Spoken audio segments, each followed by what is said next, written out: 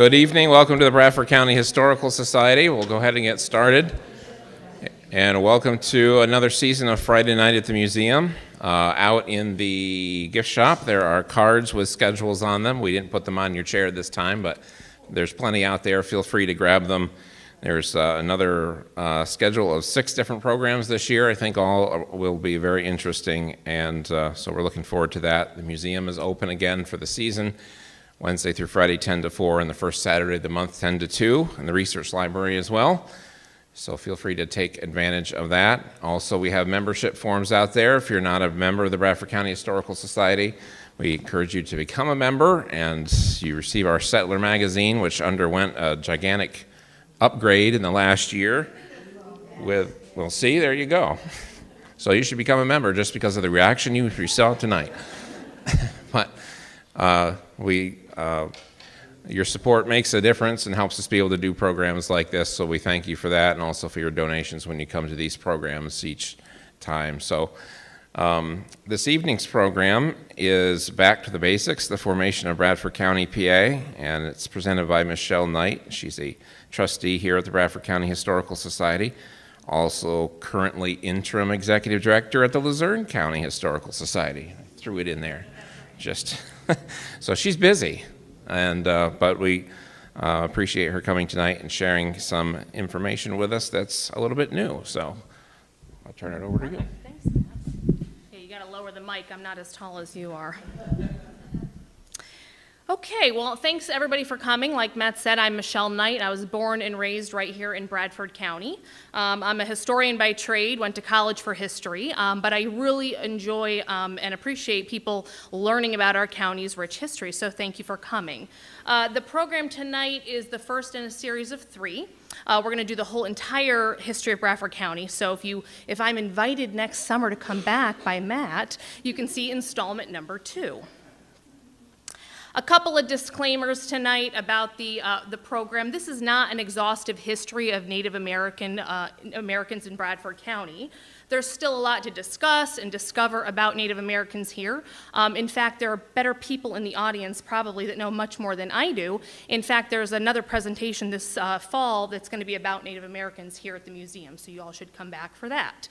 The focus of this presentation is more a 30,000-foot view of what led to the formation of Bradford County in 1810. I don't put every detail in this presentation, and it doesn't drill down into every specific area, but the purpose is really to focus on our county's boundaries, who formed them, how they were formed, and kind of the interaction between the land and then the people who settled here. So with that, we'll get started, and then we'll have a little time blocked off at the end for questions and comments and that sort of thing, so just hold that till the end. The Susquehanna Valley was primarily inhabited by the Andastes, known as the Susquehannocks. They were a very powerful and famous tribe for their fierce resistance against the Iroquois to the north. Their clashing with the Iroquois lasted nearly a century, and they were very skilled warriors. They even adopted military tactics from Swedish soldiers that they encountered, and they constructed fortifications eventually that had clear evidence of European influence. So, they had their own way of life, but as they became interactive with European settlers, they kind of changed some of their habits. Speaking of very early European exploration in our area, we're going to move into discussing the first traces of European interaction here in Bradford County. Historically, it's said that Stephen Brule was the first known European to explore the northern and central Susquehanna River area. Brule was born in 1592. He arrived in New France, also known as Canada to us, around 1608. He joined Samuel Champlain's expedition team, serving as an interpreter and a pathfinder. His ability to navigate and interact with Native American tribes contributed significantly to the French understanding of not just the North in Canada, but our region as well. It's recorded that Brule trekked through our area between 1615 and 1616, somewhere around there.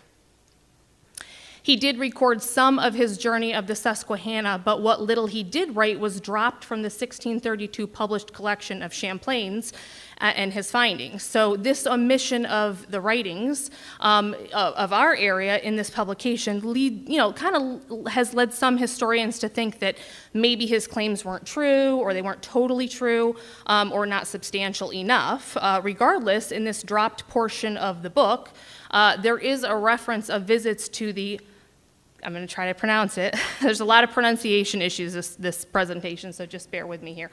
Carantuan, I think is how you say it, the Carantuan tribe, where Champlain sent Brulé to gather warriors for battle. Some historians and archaeologists believe that the location of Carantuan is actually Spanish Hill in South Waverly. The Carantuan tribe was a small tribe, but they were part of the larger group of the Susquehannock tribe. Here you can see a print from the 1900s of Spanish Hill, which is still in existence on private property. By the late 1600s, the Susquehannocks were severely weakened by warfare and disease, and they ultimately were defeated by the Iroquois in 1675 and forced to abandon their settlement along the Susquehanna, heading toward western Maryland. The Iroquois Confederacy included the Mohawk, Oneida, Onondaga, Cayuga, Seneca, and later on the Tuscarora tribe, and they were known as the Six Nations. They gained dominance over the region, establishing a very structured system of governance with a central council and territories. They made Tioga, which is present-day Athens, an important gateway under their control.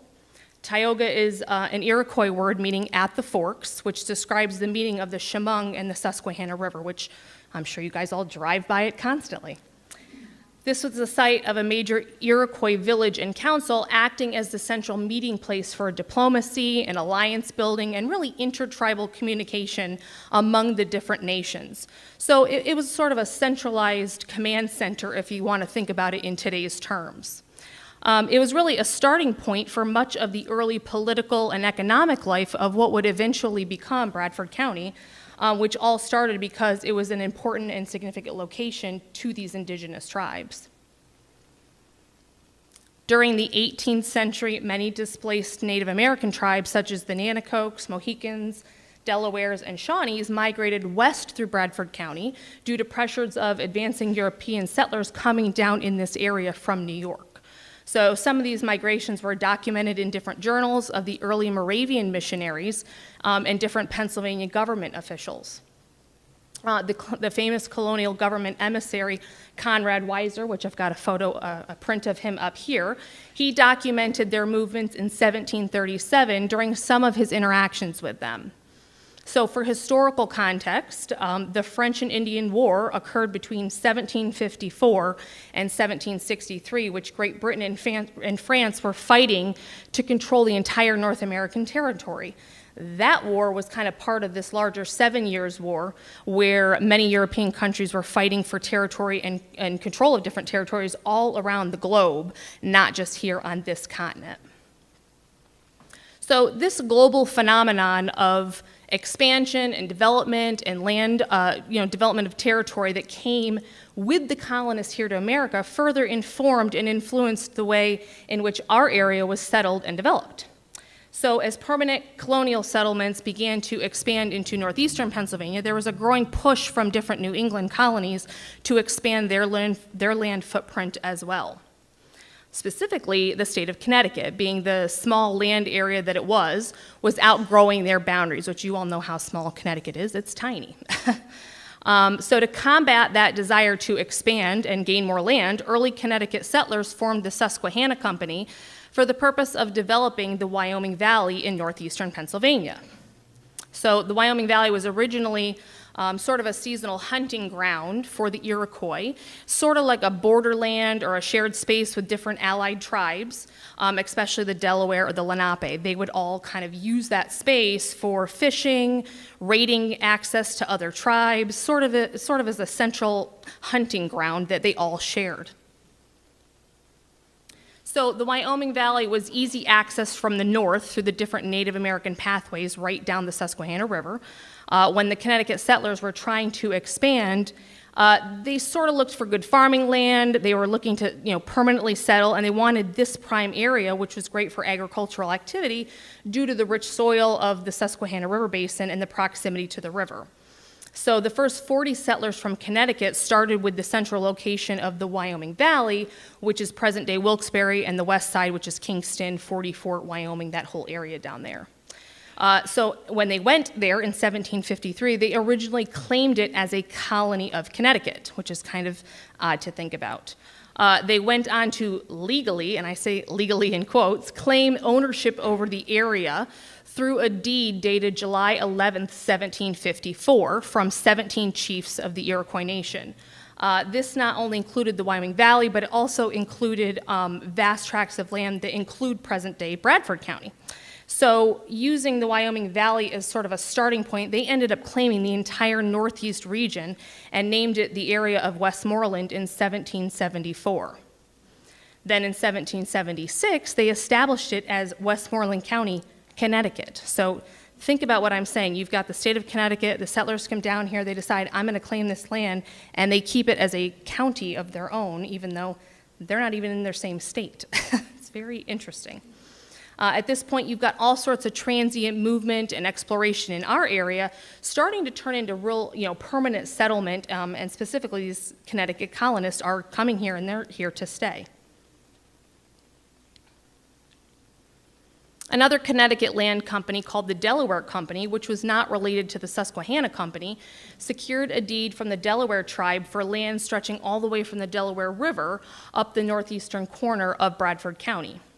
Because of the way the Iroquois sort of divided up their land, the northeastern part of our county was not included in the land purchases when the Iroquois sold their land to the Susquehanna Company.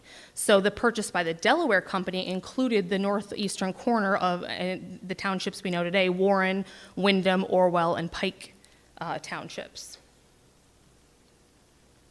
Along these same lines, European settlement and exploration, you've got different groups moving through the area, but for purposes that weren't just land settlement and expansion.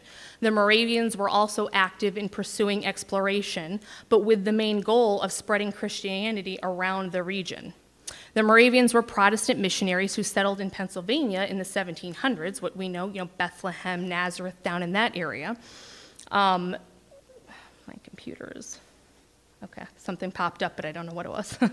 Excuse me.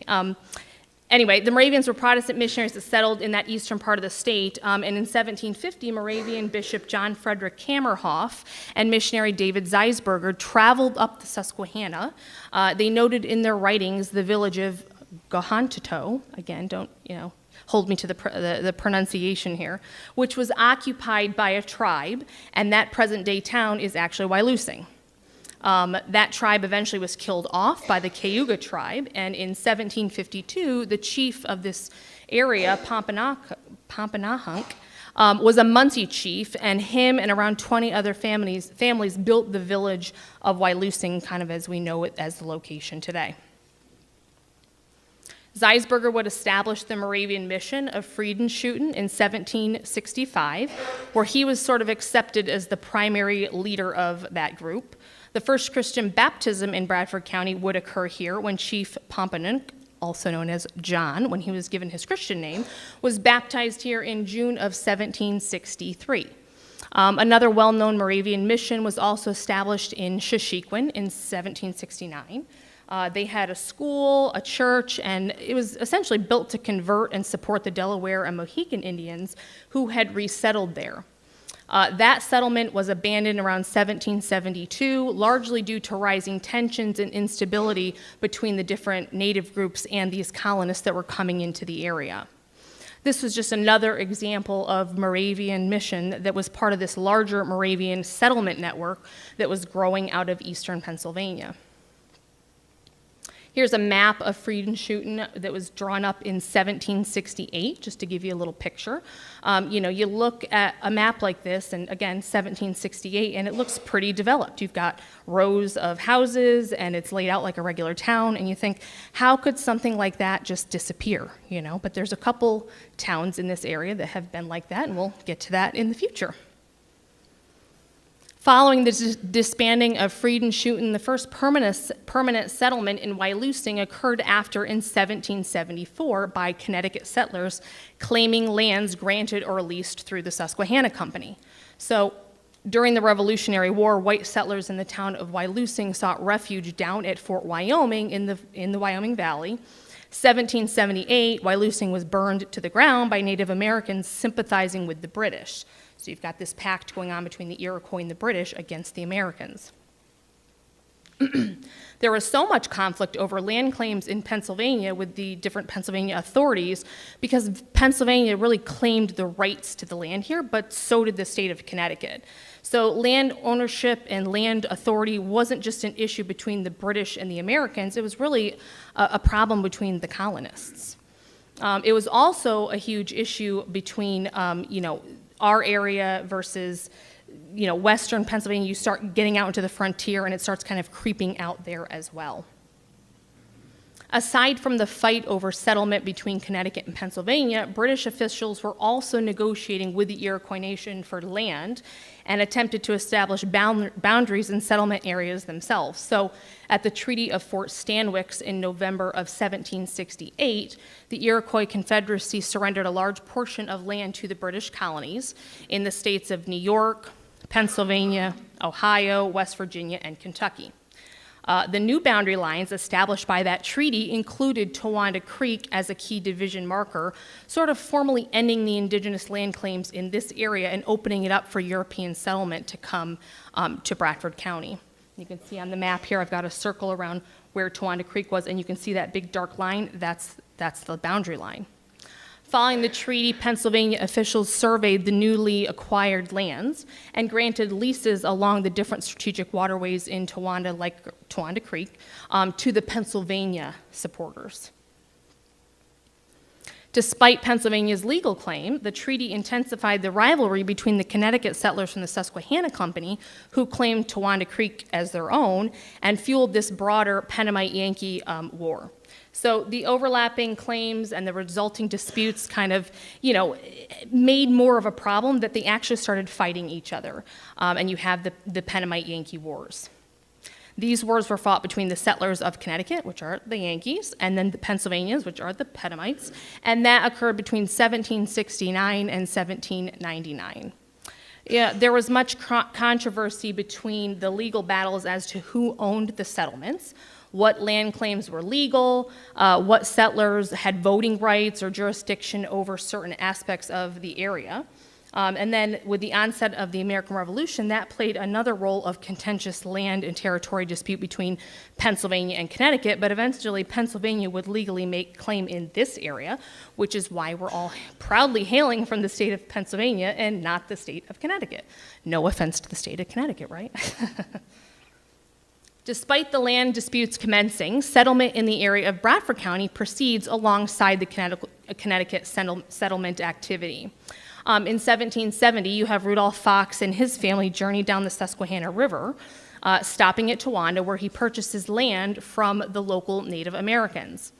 Coming from the Mohawk River Valley in New York, this was another settlement route that many took to permanently come and settle in this area.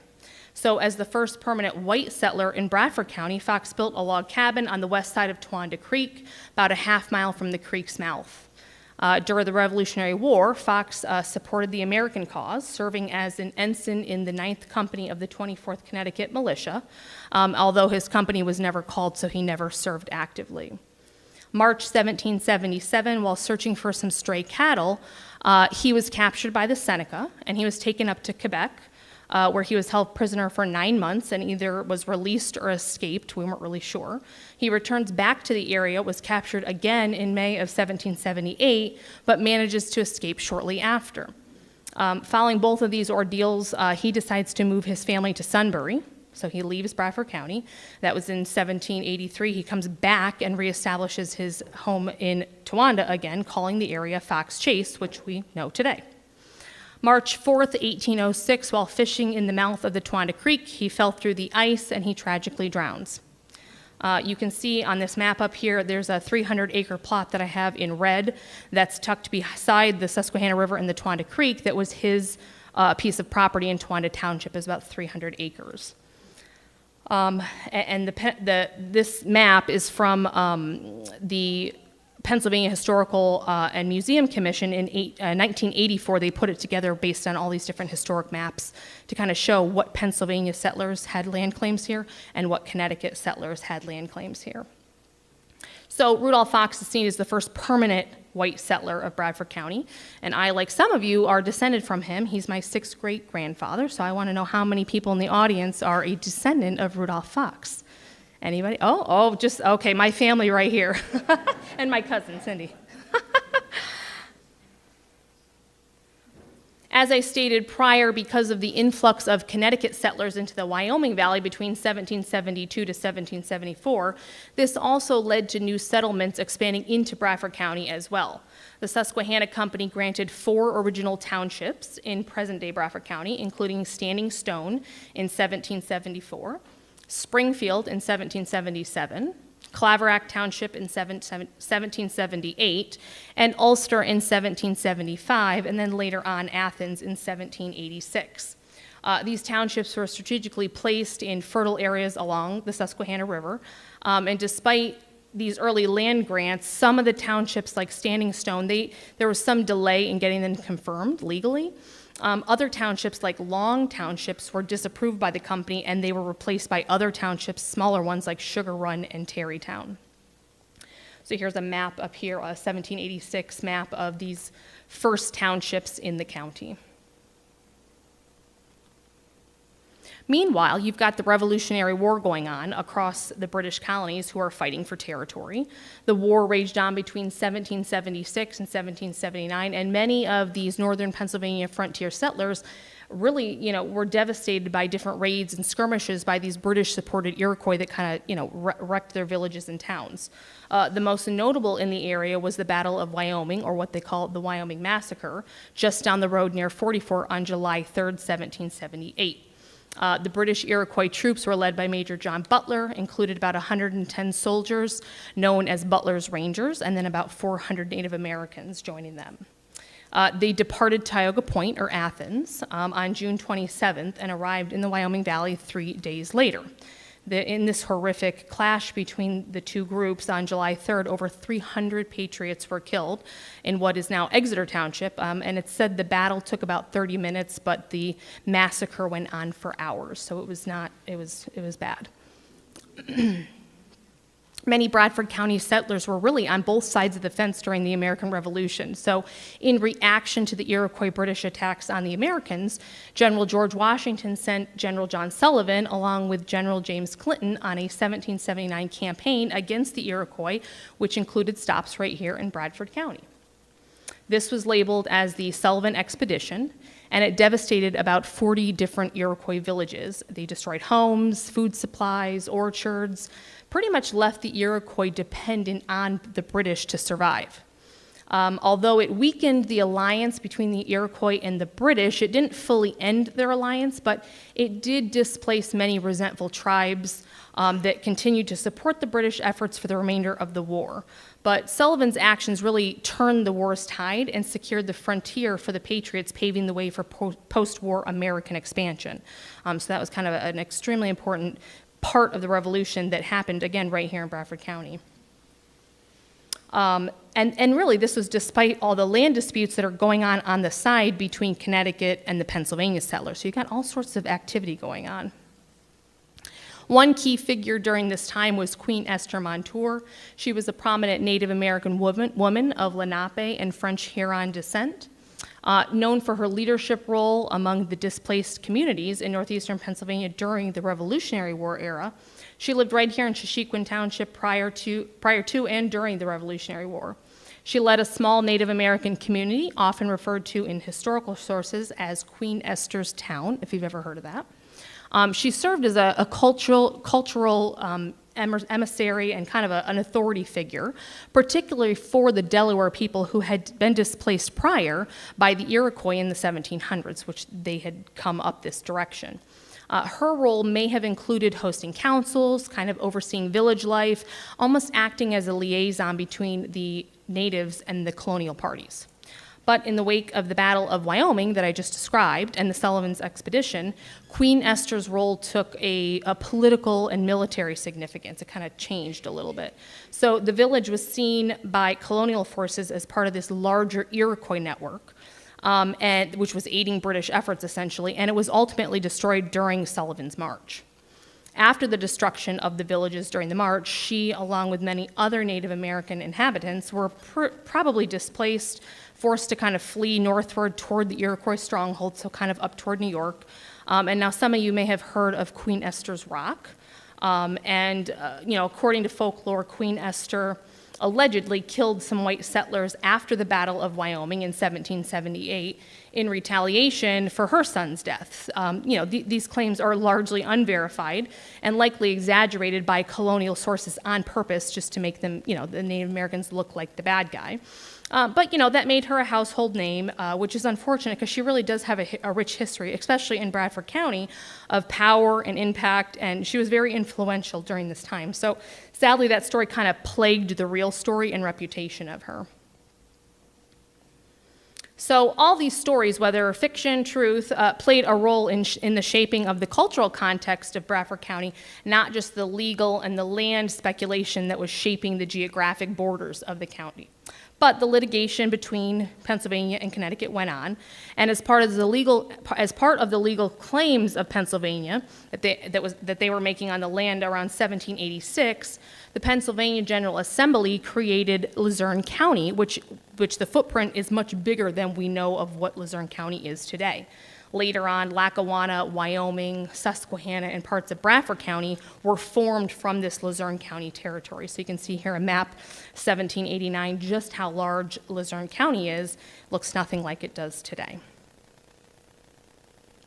So to understand the impact of the Connecticut land disputes, which at the same time intersected with the efforts of the American independence here in Bradford County, we're going to discuss John Franklin. He was a respected Revolutionary War captain, and he served in Sullivan's expedition. He became a key figure in opposing Pennsylvania's authority over these disputed lands and ended up organizing settlers and rallying support across New England to defend Connecticut's land claims here in Pennsylvania and eventually here in Bradford County. He made his way to Athens as part of his continued efforts to promote Connecticut's land claims here. 1787, Franklin was arrested for high treason for raising armed resistance against Pennsylvania, trying to rally folks in the area to take up arms and fight against the state on behalf of Connecticut. So he spent about 2 years in prison. He eventually was pardoned and then elected office. So on one hand, you have a significant Revolutionary War hero who's fighting for American independence from Great Britain, but then he turns around and starts to rally the Connecticut settlers to fight against Pennsylvania to try to create a new state, and he's arrested for treason. And so after he's released from prison, he later opens up a land office in Athens in 1795, and he moves all the records of the Susquehanna Company, which I referenced before, here in Athens to establish some of the townships here in the county. He died in 1831, and he's buried at the Franklin Flower Cemetery in Athens. After official jurisdiction of the area was awarded to Pennsylvania in 1782, many of the Wyoming Valley settlers also relocated to northern Bradford County, driven by incentives from the Susquehanna Company. Between 1786 and 1796, land speculation here surged, and it was boosted by promotional efforts that highlighted the region's fertility and natural resources, drawing significant emigration from New England states of Vermont and Rhode Island specifically. So that rapidly increased Bradford County's population. By the end of the Revolutionary War in 1783, tensions between the Iroquois and the United States remained high, but settlement of Bradford County sort of continued. Here I've got a map of 1796 of the townships in Bradford County that were created by the Susquehanna Company. And then I've got a map of the townships as they were in 2006, which are basically the same now. And you can see the difference just visually of all the different little townships that the Susquehanna Company created, and then what we kind of ended up in modern day Bradford County. In fact, I've got a list. What I did is I looked at both maps just to kind of see all the Susquehanna Company townships and then what is the modern day equivalent township that is here today. So there is a handout up here. If you'd like a copy of it, you're welcome to take it, kind of telling, here's the old Susquehanna Company Township, and here is the modern day equivalent. You can kind of see where you live and figure out what the old name of your area was. And you can see there's a lot of Susquehanna Company townships. The list is 2 pages long. And they're very interesting names, too, if you just take a look. A lot of them, of course, resemble Connecticut towns or New England towns, because that's where they came from. And some of them are actually people's names. There's Durkee Township here, which John Durkee was one of the first Connecticut settlers that set up the town of Wilkes-Barre. He laid the whole city out. So when Susquehanna Company decided what township names, they picked one as Durkee. So anyway, it's interesting to just kind of peek through that. So again, you're welcome to take a paper from up here. There's enough copies for everybody. This map shows the original westward land claims of Connecticut, which extended all the way along the 41st and 42nd parallel, all the way to the Mississippi River, based on Connecticut's colonial charter. So the shaded green region in northeastern Pennsylvania, which you can see, represents land obtained by the Susquehanna Company, but it also shows portion of their claimed territory that's now northeastern Ohio, and then they eventually coined it as the Connecticut Western Reserve until it was ceded to the federal government in 1800. By 1786 and 1800, Connecticut had relinquished all of its claims to, in the West, at least. If you look at the map here, it's a little bit disproportionate because, of course, Connecticut is not directly across from Pennsylvania, but it's very interesting to see kind of what their thought process was on land progression from this little tiny colony all the way out. So I just think this is a very interesting map. Another example of European settlement can be found at French's Island, which was founded in 1793. This community planned for French aristocrats and clergy fleeing from the French Revolution along the Susquehanna River right below Route 6 near White Sox. It was chosen for its remote and fertile land, providing a safe and secluded area far from the European turmoil going on, where they could come and kind of rebuild their lives here. The settlement was backed by a group of American and French investors, including some names of Robert Morris, John Nicholson, Stephen Girard. They formed kind of a party to purchase over 1,600 acres and later expanded that little area to about a couple thousand. Here's a map, of course, listed in Luzerne County, because it was part of Luzerne County, as I had mentioned before. The French settlers began building log cabins. There was a few larger framed homes as well. They laid out streets in a village-like pattern. They had, grand balls and vineyards, farmland. They kind of, recreated French life right here in Bradford County. But they struggled with the frontier environment. They had limited resources, very harsh winters, and it made it difficult for them to, survive. As many of you know, Marie Antoinette and her children were expected to come and find refuge here in the town. The grand house that was built there, known as La Grande Maison, was even built in anticipation of her possible arrival. She was imprisoned and executed in France in 1793 before she could escape and come here. So, as political conditions in France improved and Napoleon rose to power, the funders also went bankrupt and the settlement kind of began to dissolve. So around early 1800, many of the settlers abandoned asylum. They, didn't have any money, very isolated, and there wasn't really a long-term plan of practicality living in this cold area. So some of them went back to France. Some of them moved to bigger cities like Philadelphia, and some even went south into Louisiana. Meanwhile, in 1810, boundaries were being legalized for the newly established Ontario County, which was created by the Pennsylvania legislature on February 21st, 1810. This was part in due to growing frustration with the physical distance of what we know as Bradford County here to Wilkes-Barre, which gained support for these new settlers and to basically create a new northern county, and it laid the groundwork for Ontario County. So Ontario County was carved out of the larger Luzerne County and some of Lycoming County, and the name was borrowed from Lake Ontario or the Ontario region. Only lasting about 2 years, though, the Ontario designation marked the county's transition into a formal, independent administrative unit all itself and kind of symbolized the finalization of Pennsylvania's land control and settlement after all the tension and disputes with the Connecticut settlers. And although making it a separate county, the name Ontario caused quite a bit of confusion with Ontario County, New York, which was better known and more populated at the time. So around 1812, the Pennsylvania legislature renamed it Bradford to eliminate that confusion.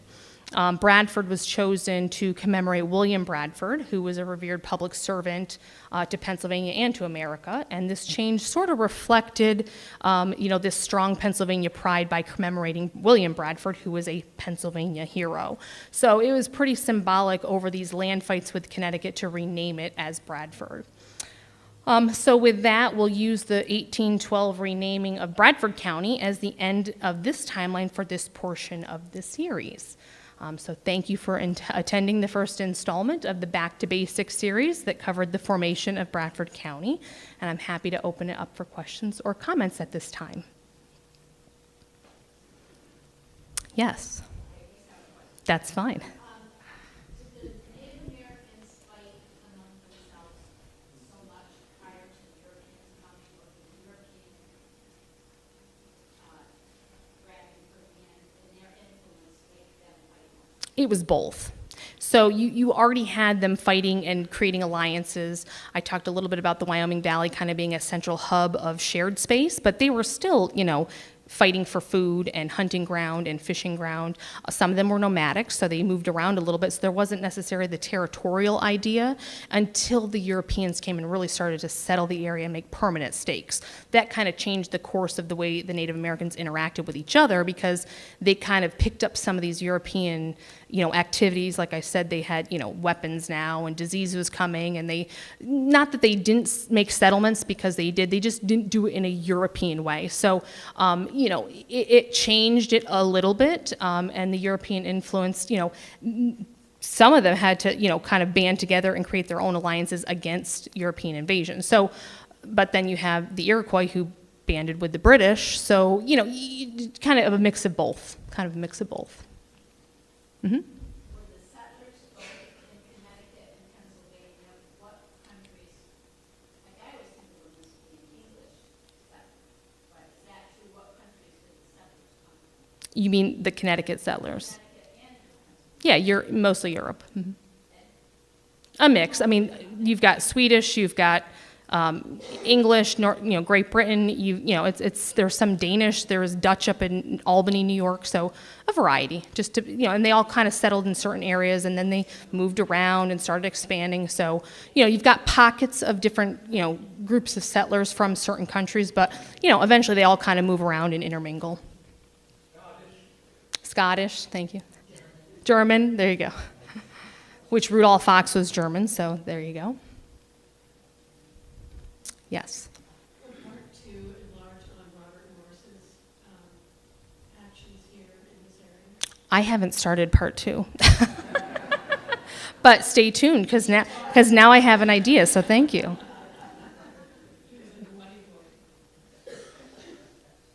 Oh, yes, go ahead.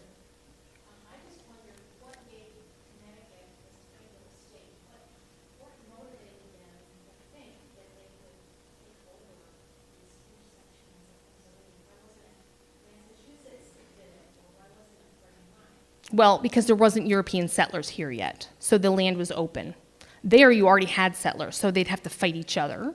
Granted, you have, like I said, the eastern seaboard of the country kind of starting to settle that way. So then they kind of start meeting in the middle, and that's why you get this thing of Pennsylvania versus Connecticut, mixing together. But yeah, this was almost a frontier.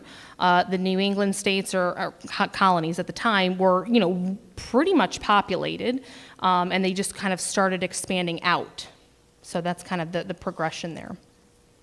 It was kind of the wild, wild west, if you want to think of it like that. Yeah. Yes.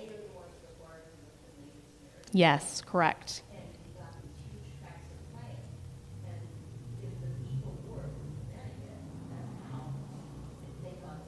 Yes.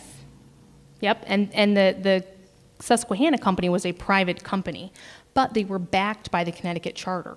So you kind of have a mix of private company mixing with legal, entity, which gave them double power. They had money and they had the Connecticut's backing. That I don't know. I mean, I'm sure there were. I just haven't, in Bradford County there weren't, because when I was, doing my research for this, I didn't discover any.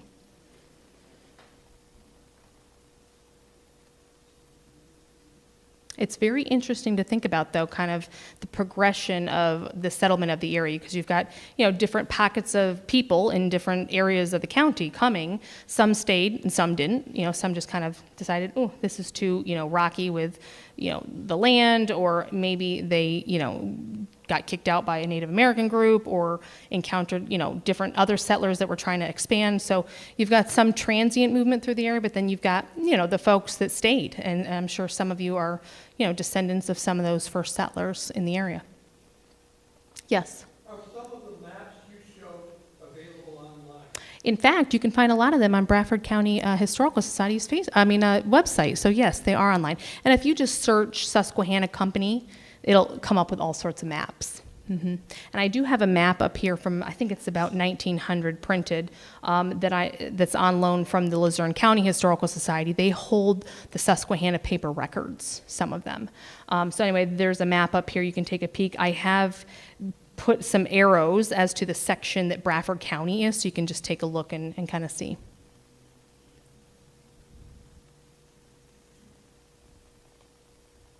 Anybody else?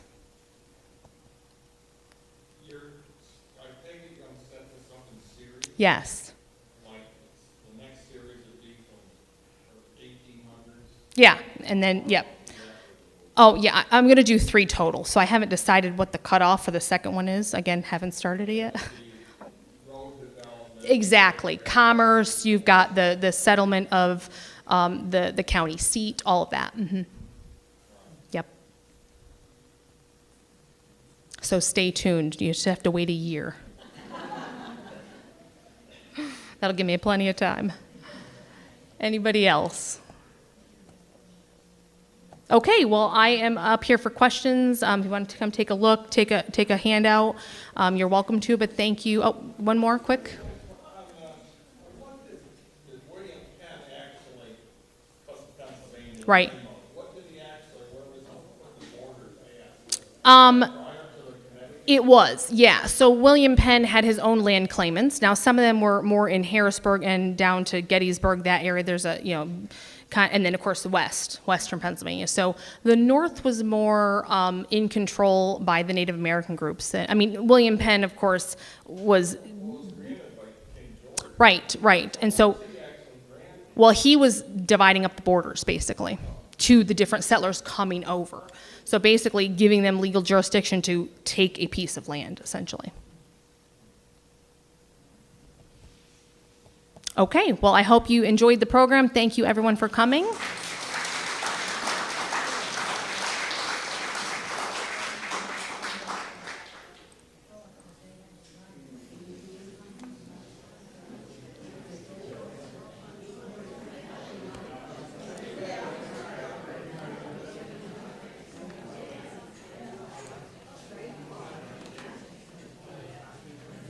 Oh, thank you. Oh, good. One point, Yes. which you might want to consider in the future. Sure. Pretty sure is a portmanteau word made up of 2 German